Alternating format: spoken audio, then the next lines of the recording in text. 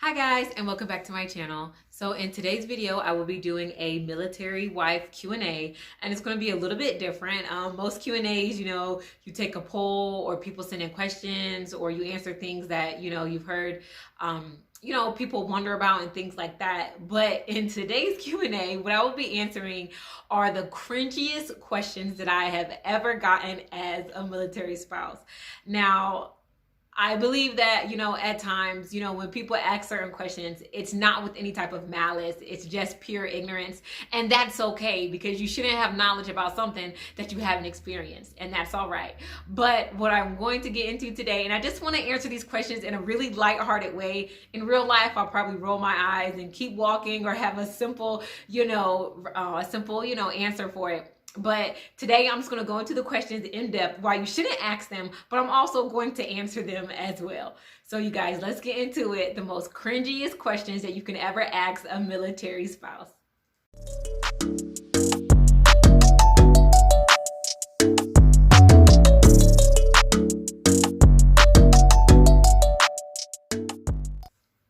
So number one isn't really a question. It's usually a statement that I've heard from quite a few people, which is, I don't know how you do it. Your husband, not being there and then being there and not being there. They say, I don't know how you do it, girl. Like, that just could not be me. Like, I couldn't deal with that. And to me, I don't feel like they're passing judgment. I think they're just saying out loud that's something that they couldn't deal with, which is fine. But the reality of the situation is there's everything in everyone's relationship that another relationship wouldn't be able to put up with.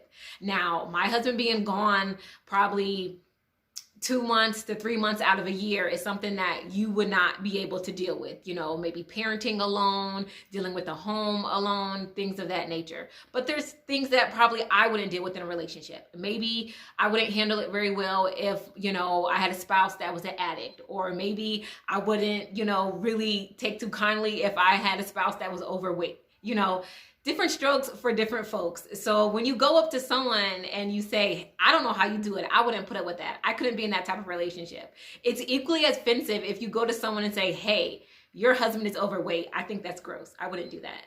Like that's not for you to say. If someone's in a healthy relationship, if they are making it work, you don't say things like that. You can say, wow, I can just imagine how hard that is. That would be a thing that you could say if you want to express something about that situation.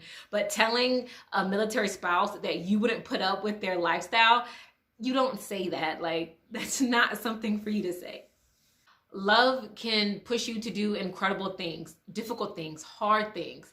I love my spouse to death. Like there's nothing that I wouldn't do for him. There is nothing that I couldn't bear for him. And us being apart a couple months at a time, me having to take my son to get haircuts and take care of the dogs by myself, it's nothing compared to how much I love him. So us being apart, it is a challenge. Like, I'm not going to lie and be like, oh, like every single day is just perfectly fine. Like, I could care less. No, there are super hard days and you're going to find me at the bottom of a glass of wine, but I'll get over it. I'll have a moment and, I'll pick myself up and I'll keep going. When you love someone, you compromise and you want what's best for them and you want what's best for your family as a whole. So the second thing that I find so annoying, I don't want to say offensive, but I just found it incredibly annoying that someone would say is, I hear that military guys cheat, or, are you tempted to cheat? Those, like, in general, I don't consider myself having a bad temper, but that is something that will make me see red, because I'm just like, are you serious? Like, in a relationship, if someone cheats, if there's any infidelity, it is all because of what's in that person's heart, their lack of integrity, their lack of honesty. And that is not, only individuals in the military. Like, there are thousands of people out there that cheat. And if you want to, compare numbers, the, national rate of divorces is exactly the same to the rate of military individuals getting, divorced. So you can't say that it's the distance or it's the time apart, because there are thousands and thousands upon people that get divorced and experience infidelity in a relationship, and they're civilians. So the military doesn't make people cheat. They don't make it easier to cheat. Your character is your character no matter what uniform you wear. A lot of people ask, because you are married, your spouse makes a lot of money. Having children or being married makes it so that they make more money. Now, in all honesty, all soldiers do get a bump in pay if they have dependents, which is a wife or a child. But I can assure you, that monthly raise that they get is not even what your spouse or your child will eat. Okay, like it's not even the grocery bill. So I can assure you, whatever it takes to maintain a family, you don't get that being in the service. Being in the Army or being in any other type of, military branch, it is a stable pay and you can live with it.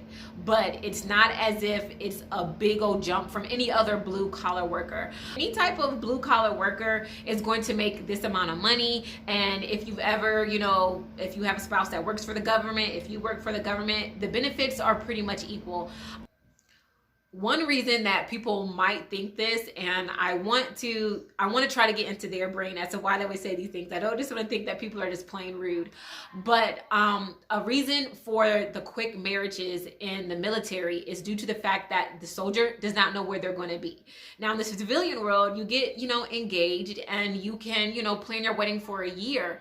In a year, a soldier has no idea where they're going to be. It is going to be very difficult to plan a wedding. You can start planning it while you're both in the States, but if they, get stationed in Japan, it's going to be almost nearly impossible to plan for a wedding, when you are continents apart. Or even if you're both still in, the continental US. It's going to be very difficult at different duty stations, whether it's combining your money together or making plans or even thinking about where you want your venue for your wedding. So because of the fast-paced life and the consistent changes that a soldier goes through, that's 9 times out of 10 the reason why these marriages happen so quickly. And also for me, I also believe that because of the inconsistency of the military as far as where you're going to live and where you're going to go, family offers stability, and I think it's really important, and I think it's something that soldiers long for. And this is me speaking as a veteran, not for my husband, that stability is something that we crave. We understand that we're not going to have it, but having that person to come home to every day, that family, no matter what continent you're living in, no matter what state you're in, that's very comforting. So question number 4 that I this doesn't offend me, but I do understand, I can completely understand when people ask this, is because it's just not normal not to be in control of your life. But when you are a service member or you're married to one, you're not really in control of a lot. There are certain things you are in control of, but a lot of them aren't. And one of the questions that a lot of people ask, I don't get this from my family ever. I do get it from people that, maybe civilian friends or church members, but my entire family grew up military. They completely understand is, when are you coming home? How long are you going to be at that duty station, and things of that nature. Just wondering when you can visit, when they can visit, stuff like that.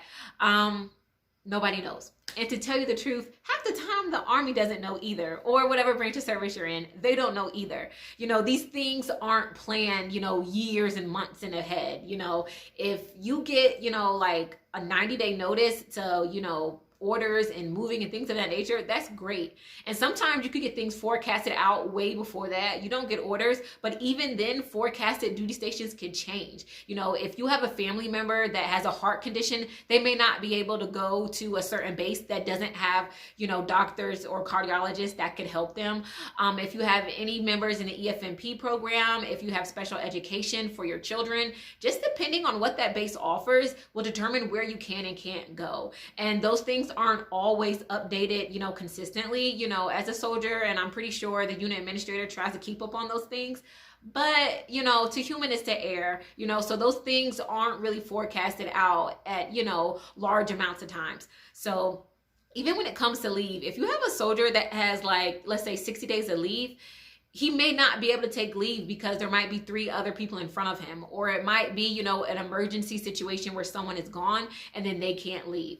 So, and also when certain things happen, stop losses happen at bases and stuff like that for different reasons. So you just don't know, you would like to know, and you can make, very loose plans. I would always say, if you're going to buy plane tickets, definitely make sure the tickets are refundable and things like that. But soldiers and their family, they really can't answer those questions down until the last minute. Now, this question really gets my goat, you guys. Like, I really don't like it. I've explained it before in different military videos, but there is a consistent thought that military spouses and living on base and things like that is just an extension of a high school, drama TV series. No. Like most people that live on the post are adults. And granted, you have young people. Soldiers are young. Their wives are young. And, there could be, some levels of immaturity there. But in general, it's just like any other community. You have someone in a community that has a chihuahua that's annoying. Like, that's just life. You have that one kid that, that's a daredevil and is constantly riding his bike across your begonias. Like, these things happen. It's just life. It's not, a part of the military system. Living on base isn't a show full of drama where, everybody's business and this, that, and the other. Unless someone wants to put it on the front lawn. Then, there's nothing you can do about that. But just in general, it's just a regular community with regular people and regular stuff. It's not a big drama show. Like, we're all normal. We're all adults. So guys, if you made it to the end of my video, thank you so much. And I hope this video was informative and just gave you a different perspective as to what you should not ask a military spouse and just their feelings behind it. At least mine anyway. I'll see you guys in the next one. Bye.